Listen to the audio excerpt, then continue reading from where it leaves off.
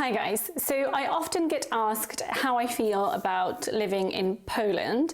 So I thought it would be a good idea to maybe do things I love about living in Poland and things I hate about living in Poland. So this will be the things I love about living in Poland, and the next video I'll do will be things I hate about living in Poland. So without further ado, let's kick off because I have 9 things I love about living in Poland. Okay, so the first thing that I absolutely love about living in Poland, which I sort of have a love-hate relationship with really, but it is proper seasons. Now, I think a lot of people, when I talk to them, are surprised that Poland has very, very hot summers. I think a lot of people just think Poland's really cold, but that is not the case. We have fairly extreme temperatures both ways, and it used to be a lot worse, but for example, you know, last year in the summer it was like 36 degrees some days. And then this winter we had -18 if you follow on my Instagram. So, you know, that is a fairly wide range of temperatures. So yeah, winter, generally snow, very cold, summer, sunny, very hot. So I do enjoy that because having come from London where it's pretty much like one season, maybe 2 all year. Obviously I'm like generalizing because, you know, sometimes there's snow, sometimes there's heat waves, but generally I don't feel like you have these like intense seasons. So yes, that's the first thing. The second thing that I love is that everyone really makes an effort about how they look when they go out, and also just generally. So for example, it is almost impossible to get a last-minute appointment for a beautician here because all the girls like really care about their nails, you know, cuticles, hair, how they look when they go out, and it's nice because it's very motivating to also have a certain level of upkeep, which I generally find quite motivating. So for me, it's something that I really enjoy. Might not be for everyone, but actually when I'm more done up, if you will, when I have nice nails, no cuticles, all of these things done, where I'm not talking about like having lots of makeup or like really fancy clothes, I'm just talking like not scruffy, I feel better and I feel more motivated to do things. So everyone here, like sometimes it's really annoying because when I first moved here, or when I used to come visit, and you know, my mum would say things like, you can't go out like that, because you know, I'd be used to just going out really scruffy. And sometimes I still do, don't get me wrong. When I'm walking the dog, I feel like I can look homeless. But, you know, that kind of thing was annoying. But actually, in the grand scheme of things, I find it quite motivating. The third thing is that private healthcare is actually quite affordable. So in England, I didn't know many people who would see specialists privately. Most of it was going through the NHS, and the Polish version of the NHS is another thing, and that's more of the things I hate video, more for the things I hate video. But actually the fact that private healthcare is super affordable, and most people I know in Poland actually see private specialists. Again, semi-love and hate, because it does mean that, you know, the fact that lots of people are going private kind of reflects on the public healthcare. But generally, I do like that there is an option to go privately and it won't break the bank. So, you know, when I went to a dermatologist in London privately, I think I spent, it was about £600 in total. Whereas when I go here, it's like 200 zloty, which is £40. So, you know, massive difference. And yes, people earn different amounts, but 200 zloty here, I would kind of equate to £200 in England in terms of sort of purchasing power and stuff. So still a massive difference. Number 4 is that actually your employer is obligated to give you 2 weeks annual leave in a row. So that whole thing about you should take 2 weeks off in a row once a year for your mental health and your well-being, whereas I think in England it's pretty much a guideline. In Poland, they pretty much have to give you that 2 weeks. So that kind of forces people to reset.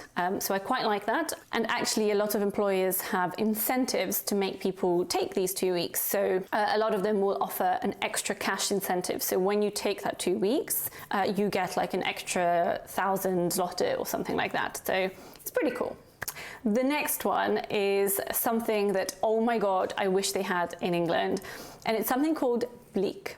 Okay, it sounds weird, but essentially what it is, it's a payment system that means you don't have to enter your card details or anything like that every time you make an online purchase. So you have this Bleak code that basically every time you go into your bank app, every 60 seconds, it resets. It's a 6-digit code, and I can go online, buy something, and then say I want to pay with the Bleak code, and then I just go on my phone, in the bank app, I enter this 6-digit code, I press accept on my phone, and that's it. I don't have to worry about bank details, anything like that. So firstly, it saves me time. It's a lot easier. But secondly, if I want someone else to buy something for me, I don't have to give them my card details, or for example, I need someone to take cash out for me at a cash point. They just ring me, I give them the code, I approve it on my phone, and then they bring me the cash. Or for example, if someone is going into a shop that I'm not anywhere near and I want them to pick something up for me, I'm like, oh, just pay with my Bleak. And you can pay using this at supermarkets and shops and stuff as well. So awesome.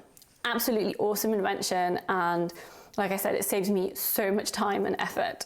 Number 6 is postal lockers. Now, I know we have them sort of in England because, you know, you've got the Amazon lockers and stuff like that, but the way that it is set up in Poland is insane. Like, even in my small little town, we have 8 of them. So whereas with Amazon lockers, it was sometimes a mission to go and find ones that were near you, with these lockers, they are pretty much everywhere. And like I said, there are 8 in my little town where I can walk to pretty much every single one of them.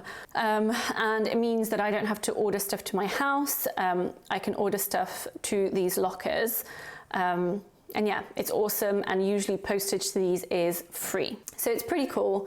And again, I don't have to give my address to anyone if I don't need to. So for example, I purchased something off of like a vintage flea market on Instagram, and I didn't have to give her my address. All I had to give her was my nearest locker, and she sent it. And you just give your phone number, and then you get a code to pick up your package. So absolutely awesome, and really well-designed system.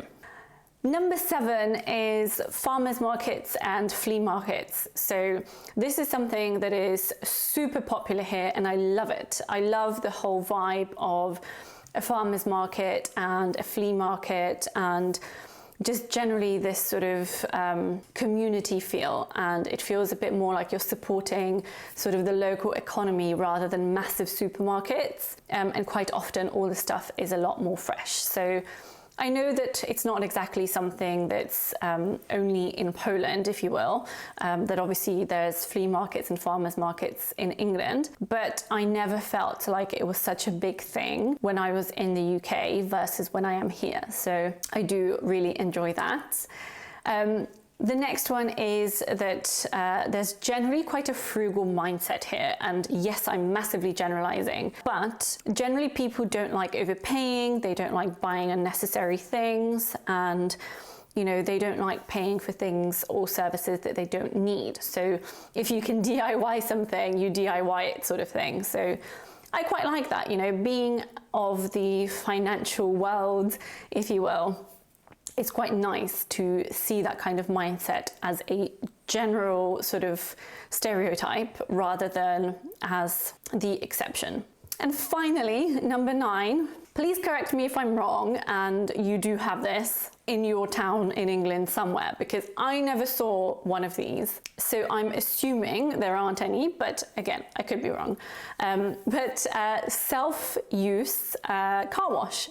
So basically, these car washes where you go in and either you put in money or you tap your bank card and you wash your car yourself. So you can do as much or as little as you want, and it's sort of as pay as you go for all the stuff, if you will. So you have like different options. This one's with liquid, this one, not liquid, like the actual car wash, this one's just water, this one's whatever. So yeah, pretty cool. I never saw one of those back in England, But again, correct me if I'm wrong, and they do exist. So that is it. Those are my 9 things that I love about living in Poland. Let me know what you think. Do you think these are good things to like? Do you think you would hate them? Let me know, and thank you so much for watching. I'll see you next time. Bye.